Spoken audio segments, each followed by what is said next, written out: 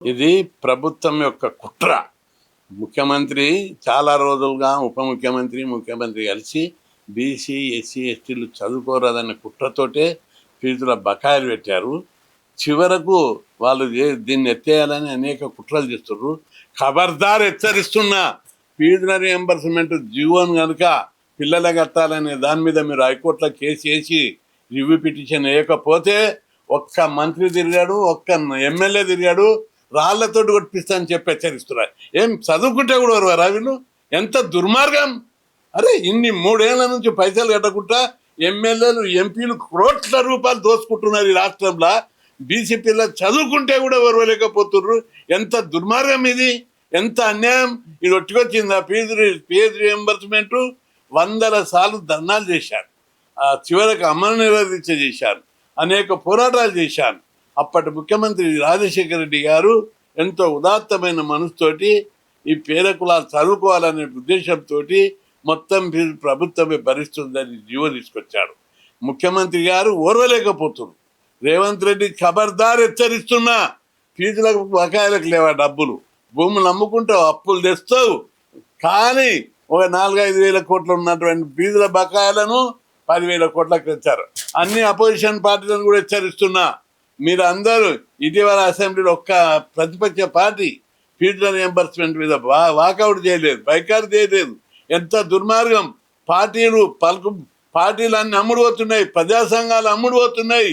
BC పిల్లలు చదువుకుంటుంటే వీళ్ళందరూ కూడా చాలా దుర్మార్గంగా చివరకు కోర్టులో ప్రభుత్వం సరి అయిన వాదనను వినిపించక ప్రభుత్వ అడ్వకేట్ను ఇమ్మీడియట్గా డిస్మిస్ చేయాలి. ఏం వాదించిండు అడ్వకేట్ జనరల్? ఏం వాదించిండు? ఫీజుల జీవో వచ్చినప్పుడు, దాని మీద చర్చకు వచ్చినప్పుడు మేము ప్రభుత్వం ఇస్తామని చెప్పి హామీ ఇవ్వాలి. జీవో ఉంది, జీవో నెంబర్ 50, జీవో నెంబరు 18 స్పష్టంగా జీవోలు ఉన్నాయి. ఆ జీవోలు ఉండగా ఎట్టి పరిస్థితుల విద్యార్థుల దగ్గర వసూలు చేయొద్దని జీవోలు ఉంటుంటే వీళ్ళేమో తమాషా చేస్తున్నారు. దుర్మార్గులు! పేద కులాలు మీరే ముఖ్యమంత్రులు, మీరే ఎమ్మెల్యేలు, మీరే చైర్మన్లు, మీకే కాలేజీలు, అన్ని దుర్మార్గులు. మా పేద కులాలు చదువుకుంటే కూడా ఓర్వలేకపోతున్నారు. కడుపు రగులుతుంది. ఇది ఒట్టికొచ్చిన స్కీమ్ కాదు, ఎన్నో ఉద్యమాలు చేస్తే సాధించిన స్కీము. ఈ స్కీమ్ సాధించిన తర్వాత పేద కులాలు చదువుకుంటున్నాయి. ఈరోజు దీని ప్రభావం వల్ల పేద కులాలు చదువుకోవడం వల్ల ఈరోజు మన రాష్ట్రంలో సమాజంలో విప్లవాత్మకమైనటువంటి మార్పు వచ్చింది. ఆ మార్పు చూసి భరించలేకపోతున్నారు.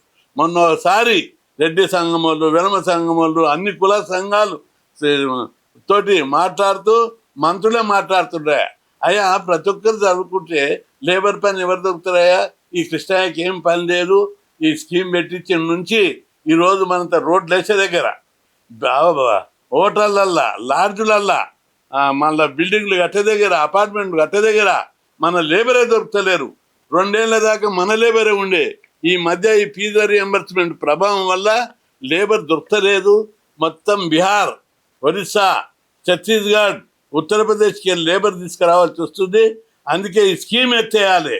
ఈ స్కీమ్ ఎత్తేస్తేనే మళ్ళీ బీసీలు కూలినాలు చేసి బతుకుతారని చెప్పి దశల వారీగా ఫీజుల స్కీమ్ ఎత్తేయాలి, ఆ తర్వాత గురుకులాలు ఎత్తేయాలి, ఆ తర్వాత హాస్టల్ నిర్వీర్యం చేయాలి అని చెప్పి ఒక కుట్రతోటి ఈ విధంగా చేస్తున్నారు. ఈ వైఖరి మార్చుకోకపోతే తప్పనిసరి పెద్ద ఎత్తున విప్లవం వస్తుందని చెప్పి హెచ్చరిస్తున్నారు. అవును,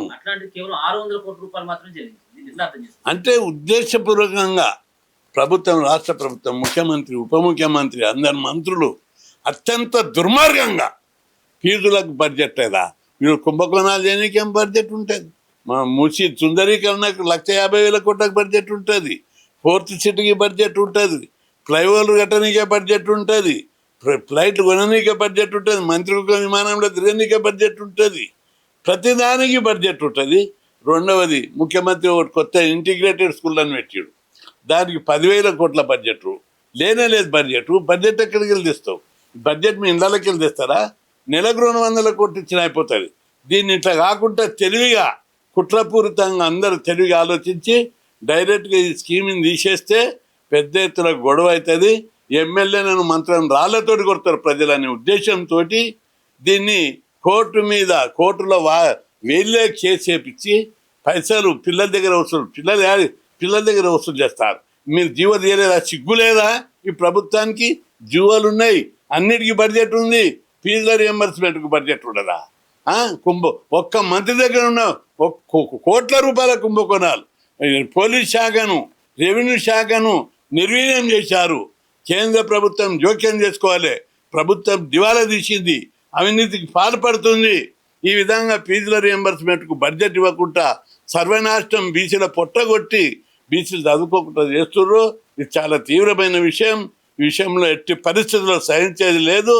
దీన్ని మేము ఎంతకైనా తెగించి పోరాడతాం. ఎంతమందినో కొంటున్నామని చెప్తున్నావు, ఖబర్దార్.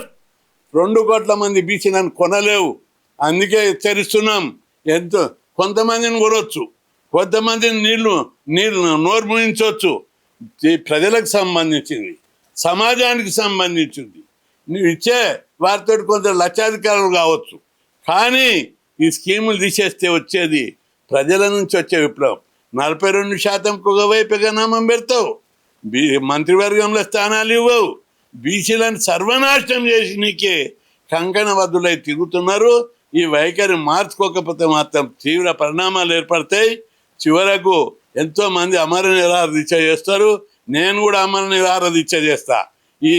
దీని మీద ప్రభుత్వం పిల్లల విషయం లోపల జీవదీక్ష అధికారిని వదిలిపెట్టాం.